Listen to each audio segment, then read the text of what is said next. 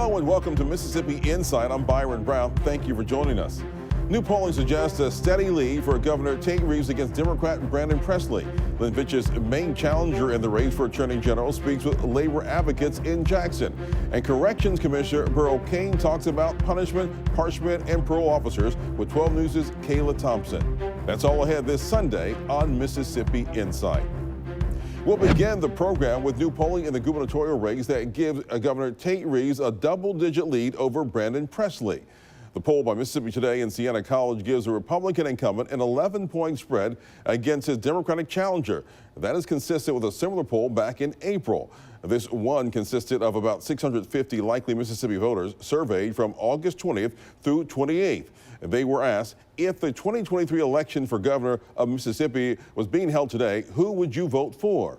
A majority of respondents, 52%, picked Governor Reeves. This polling also drills down a bit into issues of interest among voters.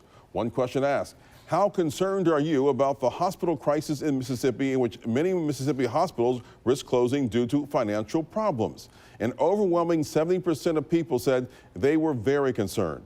Only 7% told pollsters they were not concerned or not at all concerned. That high level of concern was expressed by Republicans, Democrats, and independents alike. But voters are evenly split about which of the gubernatorial candidates would do a better job in addressing the hospital crisis. 44% of respondents chose Reeves, another 44% chose Presley. They also split when asked which candidate they believe would do a better job of addressing possible corruption, including the TANF fraud scandal. 45% chose Presley, 43% chose Reeves, and that 2-point spread is well within the poll's 4% margin of error. And Republican incumbent Lynn Fitch draws 54% of support from voters in the Attorney General's race. Democrat Kemp draws 35%. Partisan voters chose along partisan lines, but independents chose Fitch by a better than 2-to-1 margin. Martin shows no signs of throwing in the towel, though. She was in Jackson Thursday to pick up a campaign endorsement from the AFL-CIO. Thank you so much, Pam. Martin says that she plans to create a fair labor division as part of the Attorney General's office. In 2022, the Mississippi legislature pretended to pass equal pay legislation. The trouble is that bill provides less protection than federal law and even requires an individual waive their rights under federal law to utilize it.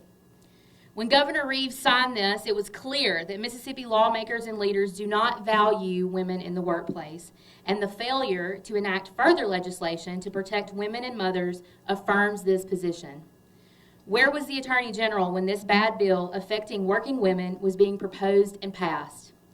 She was more focused on ripping away women's rights than truly empowering them. Here's a fact. Women make up about 49% of Mississippi's workforce, but are almost 3 times more likely than men to be in a lower wage job. Women earn 78 cents for every dollar a man earns, meaning that many women in Mississippi earn $10,000 less per year than men. At the same time, more than half of all mothers in Mississippi are the primary or sole breadwinner for their home.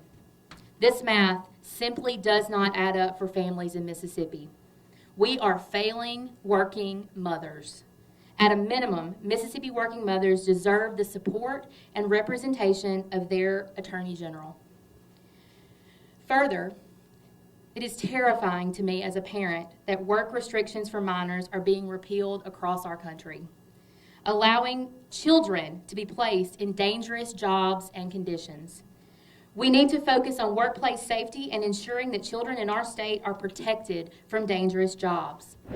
That's Kemp speaking Thursday. We'll bring you comments from General Fitch at a later date as she continues her campaign. And 12 News will invite both Finch and Martin to interview with us here on Mississippi Insight. We'll let you know when that's coming up. And up next, Corrections Commissioner Burl Cain sits down with 12 News for a wide-ranging one-on-one interview. We'll be right back.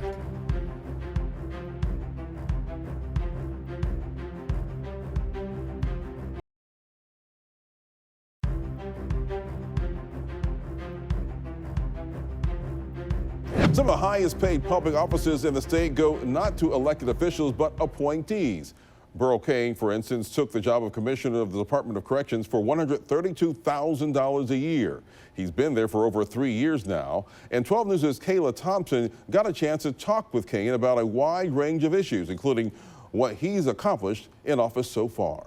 I'm probably most proud that we finished our first church at MCIW, which is the 0720 for the women, and that 2 more is under construction, one at Parchman and one at SMCI. 2 more is on deck. I appreciate Mississippi citizens for helping pay for them because we didn't use tax dollars, and I appreciate the Mississippi Prison Chapel Foundation for raising the funds because moral rehabilitation is the only true rehabilitation that there is. And so to change criminals, we need to work on morals. And that's what we're doing, really strong, hot and heavy, and it's working. Now, you did mention Parchman. A lot of people are concerned about the conditions there. There have been documentaries talking about it. What can you tell me about what's going on there now? Parchman is totally changed, and it won't be long until the governor's going, when it gets cooler, he's going to take y'all all to Parchman and he's going to show you. We spent $19 million on Parchman of our money that we set aside. It ran a little bit of deficit from doing it though, but Parchman had been all rebuilt where it was all damaged and so forth. The showers are new and good. And the other good news is all the buildings at Parchman are air conditioned except Unit 29 and 17, which is a death row that we will open up again, the old death row. And so, but the others, 26, 27, 25, 30 are all air conditioned, and that's wonderful. 29 is coming, but not quite yet. It'll be here next year. But the same for air conditioning is the women, the 0720, the bid is already done, it's approved. It'll be air conditioned, won't help this year, but it will for next summer. It's really good. Also, one of the units at SMCI is already bid, has been approved, and it'll be air conditioned.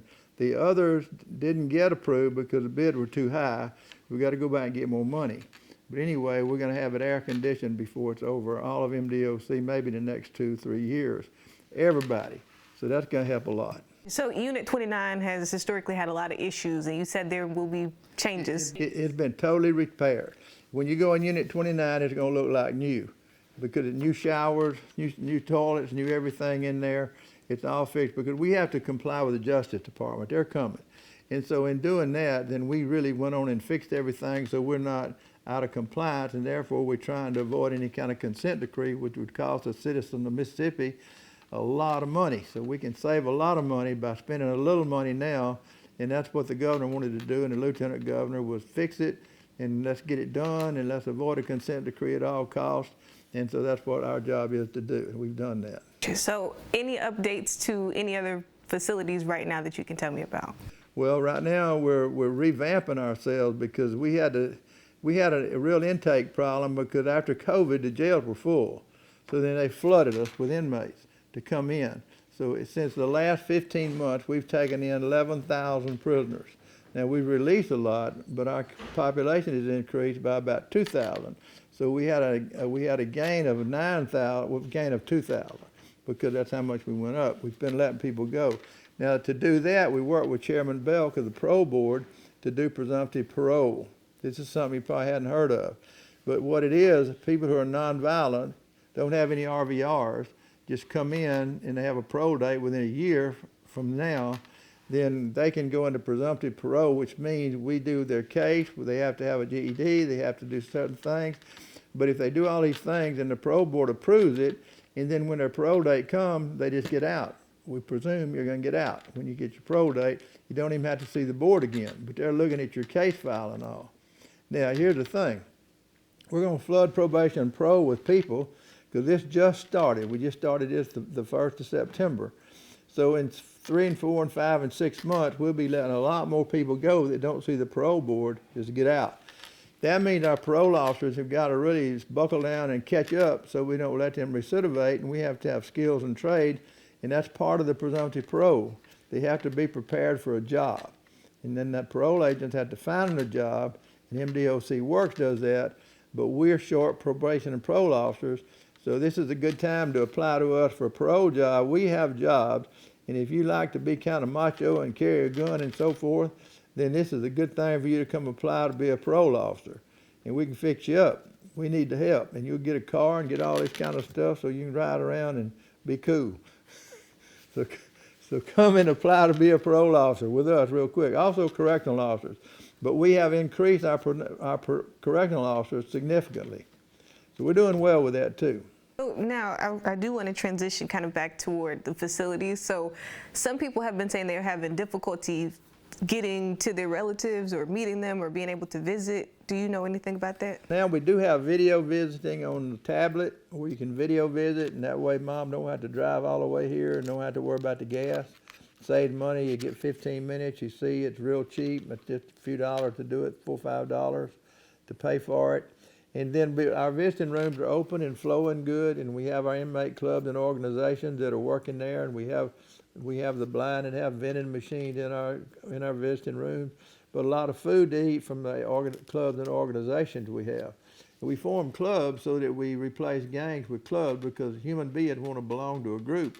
So we create groups you can belong to so you don't have to be in a gang, and we kill off the gangs, send their leaders to other states. I just did that to one here we caught this morning. We went and got him out of prison, got him out of bed this morning, got him and his cell phone and his knife, and he's on his way to Colorado. But he won't be able to see the mountains because he's going to be in a big old prison, locked down. That's cool. But he needs to quit starting and doing that stuff in our prison. So we're watching that. We cut our gang population significantly, and that's good. And we hope to actually get rid of them by creating other things for you to belong to. You know, church is good because we have our own inmate preachers, because we have our own seminary. We have a women's seminary, you know. We have women preachers with 4-year degrees, just like you have from your college. And we have 100 inmates that are in seminary at Parchman, and so they'll have a 4-year degree from New Orleans Baptist Theological Seminary. Then they become preachers, and they preach to all our different inmates in the prison, and that's why we build in churches. So then they have a church to go in and bring their congregation. They'll have the church for 2.5 hours. Then the next denomination will have it, and the next, and the next, and the next. And so we have a lot of church and really utilize our chapels now. We don't depend on chaplains to preach. We have inmate preachers. We create our own. But that's groups, and so therefore there's no place for the gang. Boom, out it goes. You see this every single day, so what do you think the solutions are to stopping the crime crisis that we have? Well, I know how to stop the crime in the prison because you don't read about us being that violent anymore. And you haven't seen any murders here in a while. But what we do is if you get caught in our prison with a killing weapon, you go to Walnut Grove and you don't come back. And so what you have is you have to have discipline. Human beings must have discipline. And when you catch these guys with these guns on the street, you need to realize that one or two things. They're either really mean or they're cowards and afraid. And so either way, they don't need to be on the street. But when you slap their hand and let them go, then here you go and you have more and more violence.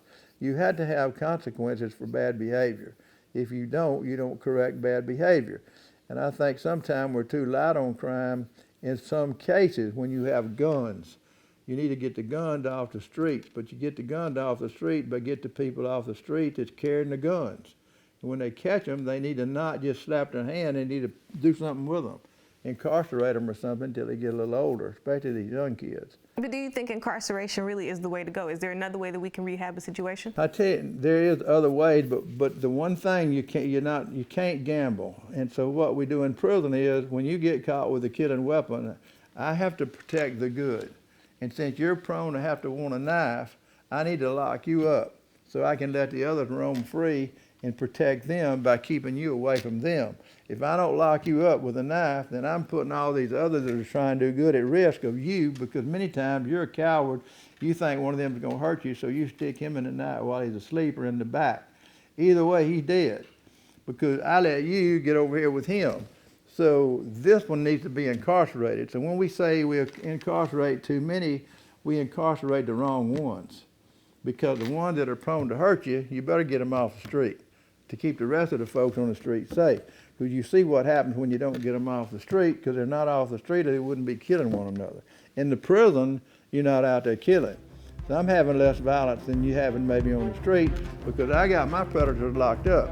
You have your predators roaming. So you got to rethink what you're doing.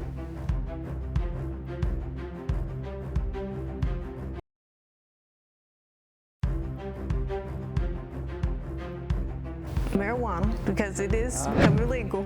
What can you tell us about your thoughts on if people should be let go now that the situation has changed? I think that crime and the incarceration is a continuous process, because 15 years ago marijuana was terrible. You couldn't have it. It was a bad thing. Today you sell it. The medical does it and so forth. So therefore, that's the time to lighten up and relook at what you do, because the culture in America and so forth is changing. And so we need to move our incarceration, our laws along with the public, as long as we don't get way out there and go so far. So anyway, we're doing it right, because now we don't have as harsh of crimes for marijuana, because it's legal. But the other drugs, and we look at marijuana as a gateway drug, we have to watch for that, because who, what, when, and where. So it's a complicated thing to work out, but we have some smart legislators. I have faith in them, and I think they'll make the right decisions when it comes to drugs. What can you tell me about the intake process so far? Well, when COVID was over, the sheriffs were full of inmates, and much more than we thought, and so we had a big influx. We were too slow taking them in. We would never get it done, so we had to privatize it because we couldn't get our people speeded up fast enough. And so in the last 14 months, we've taken in about 11,000 prisoners from the county jails, and so that is big. But in doing that, we cut the population in the county jail, so therefore we don't have to pay the county to house our inmates as much. And we've saved about $500,000 doing that for MDOC. That means they lost that much going into the counties because we got more efficient with bringing people in. But that's what we have to do. The only thing permanent's change. We have to keep changing and getting faster in MDOC and making it a stellar organization that's really efficient to save money in dollars. That's why we work to restore our prisons and not hired contractors. All this work I talked about doing, we did ourselves. We didn't hire contractors to come in and fix anything, because we have the inmates that learned all those skills and they can do it themselves, which we haven't done in Mississippi before.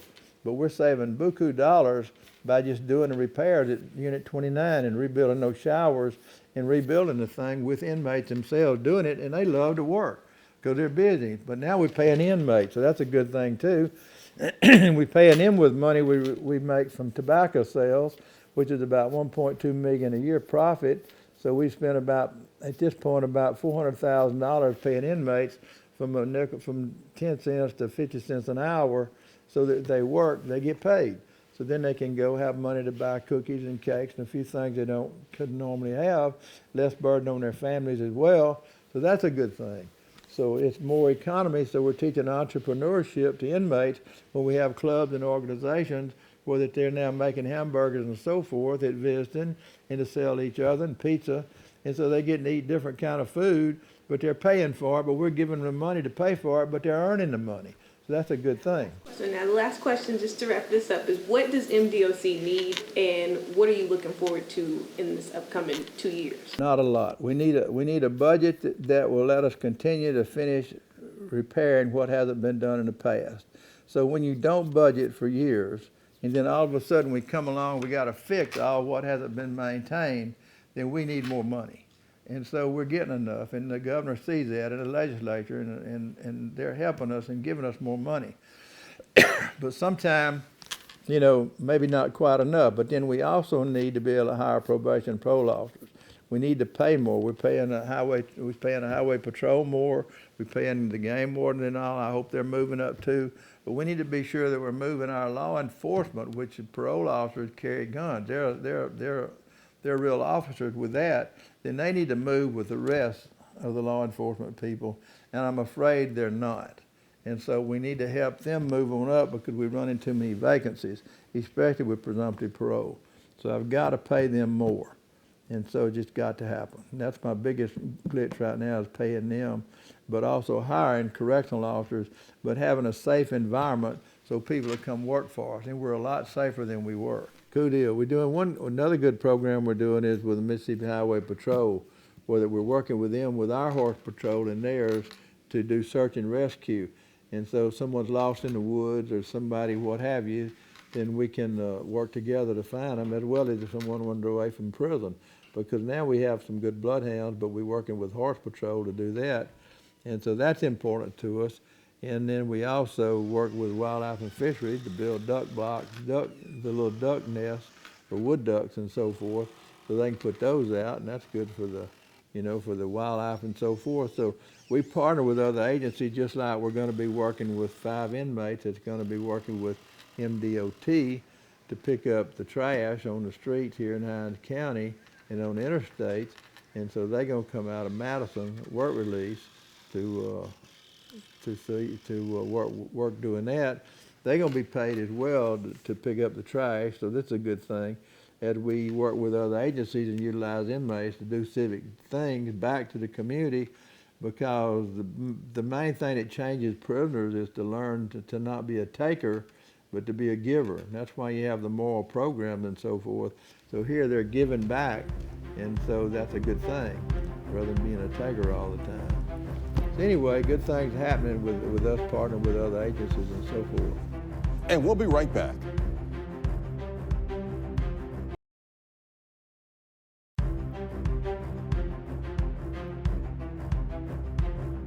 We'll be back next weekend with more of the political and current affairs coverage that you demand. I'm Byron Brown from all of us here at 12 News. Make it a great weekend.